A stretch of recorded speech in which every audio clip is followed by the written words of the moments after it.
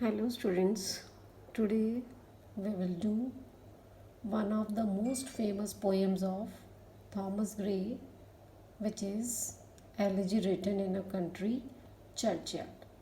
First of all, let us discuss as to what does elegy means. Elegy means a poem which is written in memory of someone near and dear. So, in this poem, Thomas Gray is mourning the death not of any relative or a friend, but he is mourning the death of those common people who lie buried in this country churchyard.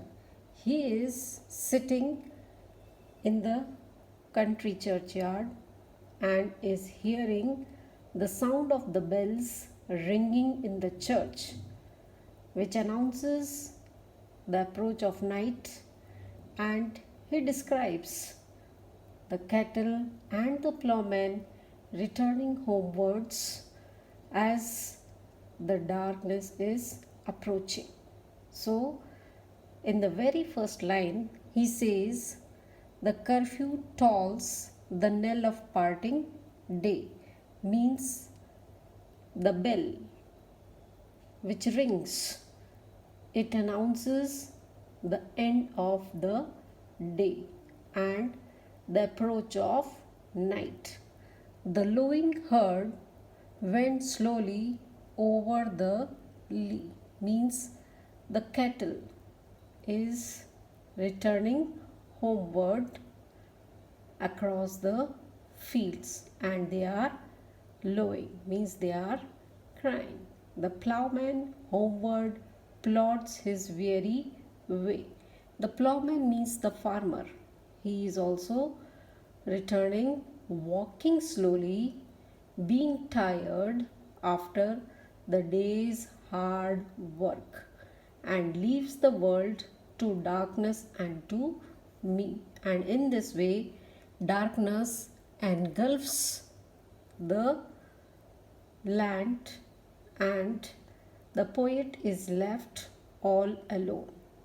Now fades the glimmering landscape on the sight, and soon the landscape which was shining, it faints, it grows dim in no time, and all the air a solemn stillness holds, and a deep silence prevails all around, save where the beetle wheels his droning flight, and drowsy tinklings lull the distant folds. Only the humming of the beetle can be heard while it flies in circles, or a faint sound is produced when the cattle, feeling drowsy, move their heads in an enclosure. In the next lines, the poet says, or one can hear the owl who is complaining to the moon, save that from yonder ivy mantled tower. One can hear over there from the tower which is covered with ivy, the moping owl, means the gloomy owl who is complaining to the moon, of such as wandering near the secret bower molest her ancient solitary reign, as if someone has walked near to his hidden dwelling place, and in this way he has disturbed the old peace of his solitary reign, means lonely territory. Now, in the next lines, he says, beneath those rugged elms that yew trees shade, means those rough and twisted yew trees shade, under that one can see heaps of decaying graves. where heaves the turf in many a mouldering heap, means the grass has covered the mouldering heap, means the decaying graves. Each in his narrow cell forever laid, the rude forefathers of the hamlet sleep. Now, in these lines, the poet is saying that the forefathers or the ancestors of the villagers, they are enjoying the sleep, who are laid, means who are buried in their narrow cell, means in their narrow graves. The rude forefathers, because they are uneducated, uncultured ancestors who are sleeping. The breezy call of incense breathing morn, the swallow twittering from the straw built shed. Now, in these lines, the poet says that the early morning breeze, which is laden with sweet fragrance of flowers, which invites people to leave the beds, or the swallows twittering, means chirping from their nest, no longer awakes these forefathers who are enjoying their sleep. The cock's shrill clear, means the crowing of the cock or the echoing horn of the hunters, no more shall rouse them from their lowly bed. No longer they arouse them from their humble bed, or for them no more the blazing hearth shall burn. So no longer the hearth is the fireplace, which no longer burns for them in order to keep them warm, or busy housewife ply her evening care. The busy housewives no longer prepare dinner for them, or they attend to their evening duties. No children run to lisp their sire's return. Children also no longer run to announce their father's return from the fields, or climb his knees the envied kiss to share, which they used to do. They used to run and announce their father's return and climb up his knees to enjoy the prized kiss. But now he is no more, and so all these things are not being performed. In the next lines, he says, when these forefathers were alive, they did various types of works. For example, oft did the harvest to their sickle yield. When the dead rustics were alive, they used to often reap their crops. Their furrow oft the stubborn glebe has broke.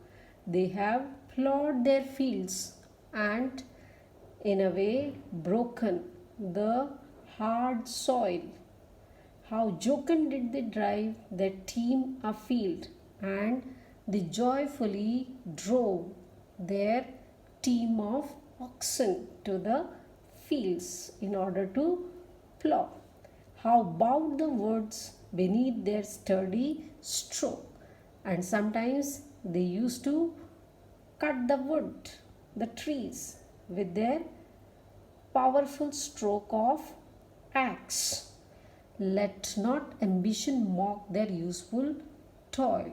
In these lines, the poet is asking the ambitious and the showy people not to laugh at their small but useful works. Let not ambition mock their useful toil, their homely joys and destiny obscure. It was their destiny to remain unknown. So, people who are ambitious, they should not mock at them, at their plain and simple joys, nor grandeur here with the disdainful smile the short and simple annals of the poor. Grandeur again means the showy people. They should not listen with a hateful or ironical smile this short and simple history of the poor. The boast of heraldry, the pomp of power, and all that beauty, all that wealth ever gave.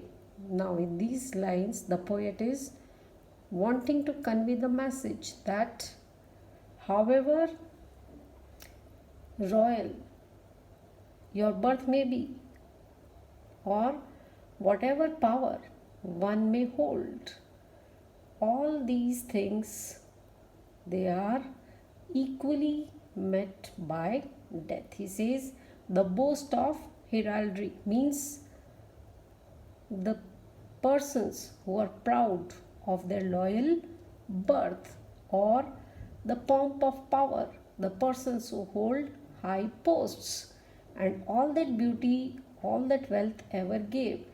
They might have acquired large sum of property, awaits alike the inevitable hour, waits for all equally the unavoidable hour, that is death. When death comes, everything goes to the earth. He says the paths of glory lead but to the grave. Every glorified career ends in death. Nor you, ye proud, impute to these the fault, if memory over their tomb no trophies raised. He says, you who are proud of your riches and power should not blame them.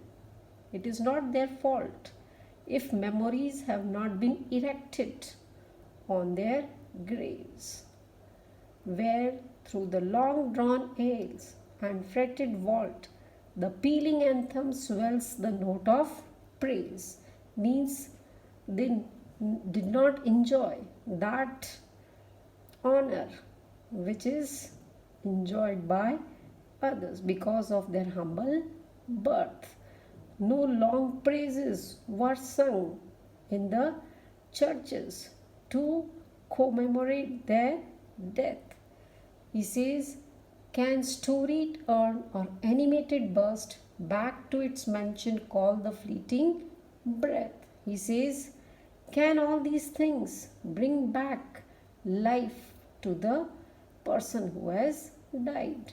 Monuments with inscriptions or animated bust means lifelike statues. Back to its mansion call the fleeting breath. Cannot call back to the living state once a person dies. All these things are useless. Can honor's voice provoke the silent dust? Means the songs or the speeches in praise of dead can't call back to life the dead body, because it is now just like a silent dust. Of flattery soothe the dull cold ear of death. The praises which are sung, the exaggerated praises, they cannot soothe the dull cold ear of death, the lifeless ear of people who are no more. They are unresponsive. So he says, perhaps in this neglected spot is laid some heart once pregnant with celestial fire. The poet says, maybe there is a person laid here, buried here, who had that talent to become a great poet. He had that celestial fire, that divine inspiration, but his talents remained obscure because he did not get proper opportunity. Hands that the rod of empire might have swayed or waked to ecstasy the living lyre. He says, or maybe these persons were also capable of ruling big empires, but they did not get the opportunity. But knowledge to their eyes, her ample page, rich with the spoils of time, did never unroll. They did not get the opportunity to read the ample page, unlimited store of knowledge, which had plenty of faults and failures of the people, but they did not come to know all about them. Chill penury repressed their noble rage. Chill penury stands for extreme poverty. Repressed means suppressed their noble rage, their high aspiration, and froze the genial current of the soul, means it checked the free flow of warm and joyous feeling of their generous heart. Now, in the next lines, the poet again compares these rustic forefathers to gems. Full many a gem of purest rays serene, just like many gems, precious gems, unblemished brightness, lie at the bottom of the ocean, where even the rays of the sun can't reach because of its depth. Or like many flowers who blossom and they decay without coming to the notice of anybody, and waste its sweetness on the desert air, where there is none to enjoy their beauty and fragrance. Some village Hampden that with dauntless breast, means maybe these fathers could have become good orators, like Hampden that with dauntless breast, means with fearless courage, stood against the little tyrant of his fields, withstood. He fought against the despotic masters. Some mute, inglorious Milton here may rest. Some mute means silent, uncelebrated Milton. He might have had talents of Milton or Cromwell, who became the great ruler. But the poet says he remained away from the bloodshed in order to attain the throne. The rustics who had genius of Cromwell, but he was saved from the shedding of blood. The applause of listening synods to command. He might have become a great orator and won the praise of parliamentary audience, the threats of pain and ruin of despise, means he must have had the threats of torments to scatter plenty over a smiling land and read their history in a nation's eyes.